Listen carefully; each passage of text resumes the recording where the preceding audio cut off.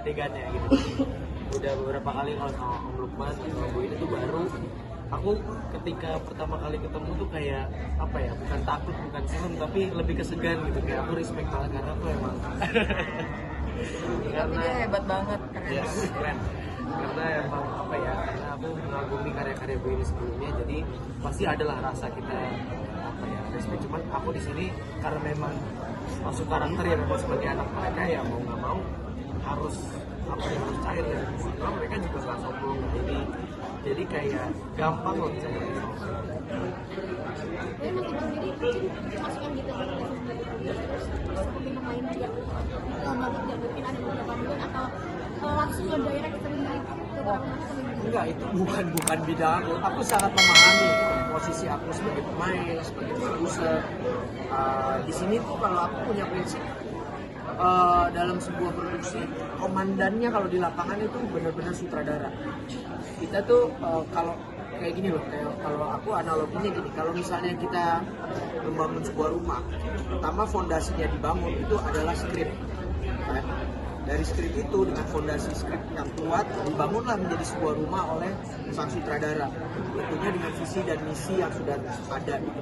Nah pemain itu sendiri masuk setelah bangunannya jadi, kita ini sebagai, kalau analogi aku itu kayak interior design dalam arti kata we create dari apa yang sudah ada dibangun gitu. Tentu kayak misalnya aku juga ngomong gini, kalau kita bikin interior design gitu, tiba-tiba kita masuk ke bangunan minimalis, nggak mungkin kan kita bangun kursinya klasik gitu. Jadi itu peran seorang aktor gitu, bagaimana kita menyesuaikan bangunan yang sudah ada, yang tentunya sudah dibangun oleh skrip, dibangun oleh sutradara, akhirnya menjadi semuanya fit in, jadi sebuah satu kesatuan yang kalau dilihat tuh harmonis. Nah ini yang aku lihat, as a producer tentu aku juga dibantu dari Adia kan, Adia Pictures juga sangat membantu, apalagi aku kalau ngomong PH, aku ini orang baru gitu, aku perlu support bagaimana memahami sebuah di level aku sebagai produser gitu, dan ini dibantu sekali oleh dari Adia, termasuk Aruna juga dengan pengalamannya. Jadi tapi pada saat aku jadi pemain ya aku benar-benar menempatkan diri as a pemain. Jadi aku benar-benar mempercayakan itu semua kepada Teddy sebagai seorang komandannya, di situ sutradaranya, untuk menjadi semua ini harmonis. Fit. Gitu sih.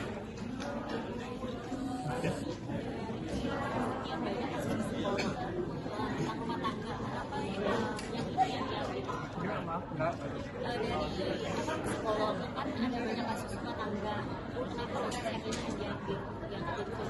Kenapa trauma gitu ya? Iya. Oh, oke. Sebenarnya saya kembali lagi, saya ini kan penulis, sutradara, dan saya menganggap saya storyteller aja. Jadi ketika cerita yang masuk ke saya itu kebetulan seperti itu, jadi emang saya bukan ngambil dari saya mau bikin tema seperti ini atau tema seperti ini, enggak, ini apa yang saya rasain aja gitu. Jadi waktu itu ketika saya menulis ini, yang saya mau tulis adalah tentang communication breakdown di sebuah keluarga sebenarnya. Sama juga mau mengangkat tentang sebuah perpisahan. Jadi itu aja sih, saya ngambil berdasarkan itu aja, tapi bukan mencari saya mau nulis temanya seperti ini gitu. Itu yang saya rasain pas nulis aja. Buat Kak Tisa, mau tanya dong Kak, seberapa mirip karakter kamu sama Alaika, sama seandainya kamu jadi Alaika, gimana kamu sebagai Tisa mengobati rasa trauma itu? Seberapa mirip karakter aku sama Alaika sebenarnya, mungkin kalau dari cerianya terlihat bahagia gitu ketika di depan orang mungkin ada mirip, tapi untuk kenal lebih jauh mengenai karakter Alaika gitu dibanding karakter Tisa itu jauh sangat-sangat berbeda gitu. Makanya aku butuh banyak masukan dari beberapa pihak yang terkait, butuh banyak belajar juga gitu karena jauh banget karakter Alaika dan Tisa. Dan kalau dari aku pribadi, cara aku menghadapi sebuah trauma, Rasa itu gimana Mbak dengan omongan-omongan orang? Ya hangat rasanya. Saya rasanya gimana ya, saya masih berharap karakter yang kita mainkan ini bisa disampaikan oleh penonton dan bisa menjadi cermin buat penonton juga, sampailah kepada penonton secara hati, jiwa, dan jadi cerminan yang baik. Mungkin karakternya ini sebenarnya kompleks banget. Ada pendalaman yang mungkin sampai benar merasa sesusah itu nggak? Susah banget sih dikasih karena memang dia kompleks, tidak meledak-ledak, tapi gimana ya, semua karakter yang ada di film ini vibrasinya tuh up and down, tapi kita harus seperti nggak ada apa-apa, tapi harus terlihat bahwa itu bermasalah. Jadi itu yang susah sih. Itu pemilihan pemainnya seperti apa? Ya, hal yang biasa sih. Ya kan cerita ini datang dari Teddy. Tentu kita as producer banyak berdiskusi sama Teddy. Kan Teddy sebagai sutradara tentu punya bayangan-bayangan kira-kira untuk kasih harus yang seperti apa untuk Alaika, untuk Bima. Tentu proses ini kita lakukan bersama ya sampai akhirnya menemukan memang cast-cast yang paling pas di film ini. Jadi aku pikir kita bukan bicara bahwa oh ini dia actingnya bagus, tapi kita mencari benar-benar yang paling pas untuk tiap karakter yang dimainkan di film ini. Jadi proses casting ini ya berjalan seperti biasa, diskusi dengan produser sampai ya tadi aku bilang menemukan yang paling pas buat karakternya masing-masing. Gitu sih. Tati berperan sebagai Alaika ini seberapa dalam sih, mendalaminya seperti apa gitu, terus chemistry-nya dengan Bima-nya sendiri dengan jauh kalian umur itu seperti apa? Nggak jauh juga. Nggak kelihatan dong, keren dong. Mau di-kiss dong? Enggak lah, kita Berapa dekatnya? kebetulan aku sama Bima tuh udah pernah syuting bareng sebelumnya. Mungkin Bima lupa, dulu tuh dia pernah jadi adik aku di judul sebelumnya. Tapi sekarang kita berperan sebagai apa ya, bisa dibilang HTS ya, teman saling suka, saling mengagumi, tapi gak berani untuk mengungkapkan gitu. Jadi pastinya ada membangun chemistry juga di dalam reading, tapi aku banyak ngobrolnya justru bisa sih gitu. Dan kebetulan Bima orangnya juga sangat-sangat terbuka sekali mengenai karakternya dia dan juga kehidupan pribadinya. Jadi gampang gitu kalau misalnya buat bangun chemistry, nggak yang kayak kaku gitu untuk diajak kerjasama. Dan itu yang membuat aku terbantu sih untuk memerankan karakter Alaika, karena rata-rata scene-nya bareng Bima terus. Untuk pendekatan ke karakter Alaika sendiri gitu, di depan ceria tapi pada akhirnya ternyata dia punya kehidupan, itu gimana?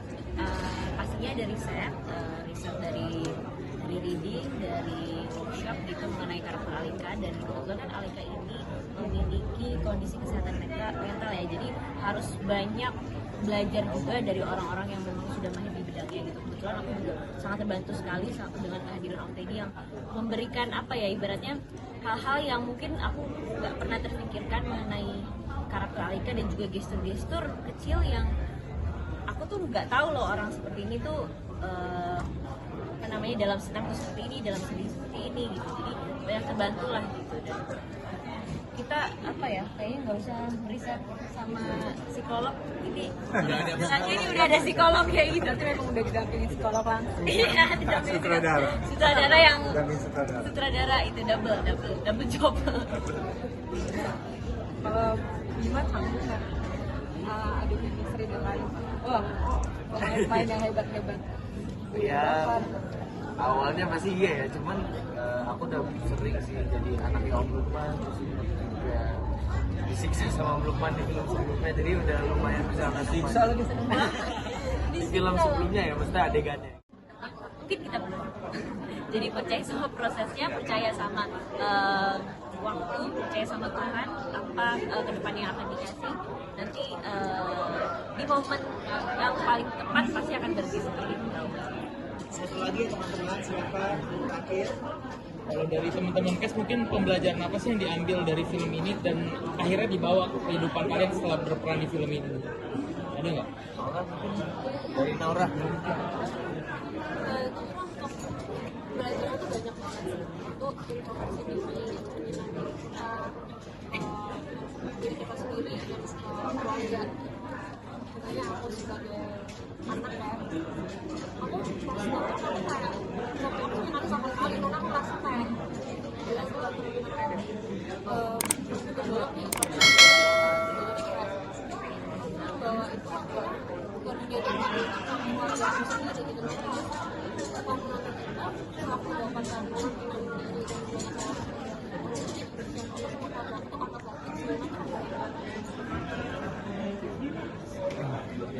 istri. Ya, sih. Kalau dari aku sih ada beberapa sisi gitu. Aku juga seorang anak ya dari orang tua aku. Justru kan kalau dulu tuh kita ngerasa sebagai anak, orang tua gue tuh nggak ngerti gitu. Karena akhirnya aku tersadar mereka tuh bukannya nggak ngerti, cuman kadang-kadang kita menutup diri untuk mereka untuk masuk karena kita merasa itu jangan atur gue deh, jangan atur apa kan biasanya gitu kan. Kalau kita nganggap orang tua ini pasti mau doktrin sesuatu, mungkin yang mereka nggak paham cara penyampaiannya aja gitu kan. Itu aku belajar. Akhirnya yang aku implikasikan pada saat aku menjadi orang tua, yang memang penting mengkomunikasikan ke anak. Ada nih hal seperti ini, bukan yang sifatnya kayak nggak boleh ini nggak boleh itu, tapi everything as a reason yang dulu mungkin aku nggak dapet reasonnya. Itu yang aku pelajari. Dan yang dari sisi juga penyembuhan dan segala macam adalah ya memang penyembuhan, apalagi kalau kita ngomong sisi mental gitu. Hal yang paling terpenting adalah kita berani mengatakan dan mengungkapkannya. Dengan begitu kita bisa menyembuhkan diri. Ya sesuai nanti waktunya ya. Kalau cuma dipendam aja itu akan jadi sulit. Kalau dari aku pribadi sih tadi lu udah banyak ya, cuma kalau dari keluarga ya pasti aku lebih banyak belajar tentang komunikasi di dalam keluarga, lebih banyak mengerti sisi-sisi yang aku sebelumnya nggak paham gitu, sisi orang tua itu seperti apa. Karena biasanya anak selalu pengen dimengerti tapi kita nggak tahu sebenarnya orang tua punya sisi masing-masing. Kita mungkin masalahnya jauh lebih berat daripada kita.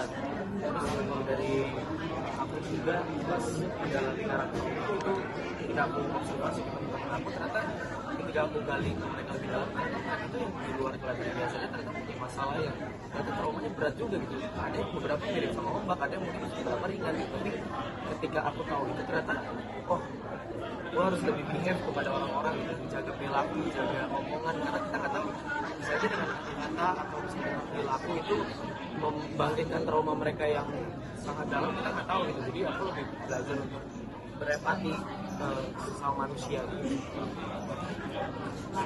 Udah terwakili semua, tapi mungkin saya ingin menambahkan bahwa dari film ini saya lebih bisa memahami bahwa setiap orang itu punya gaya bahasa masing-masing atau bahasa cinta yang berbeda gitu. Jadi memang pendekatan komunikasi itu misalnya kalau ke anak 1A belum tentu anak yang satunya lagi juga dengan cara yang sama bisa menerima gitu. Jadi ketika kita bisa lebih mendengarkan itu bukan berarti mendengarkan hanya telinga, tetapi juga memahami apa sih jalurnya dia, apa sih pintu masuknya dia, mungkin lebih analitik kah, lebih feelingnya lebih dominan kah, dan sebagainya.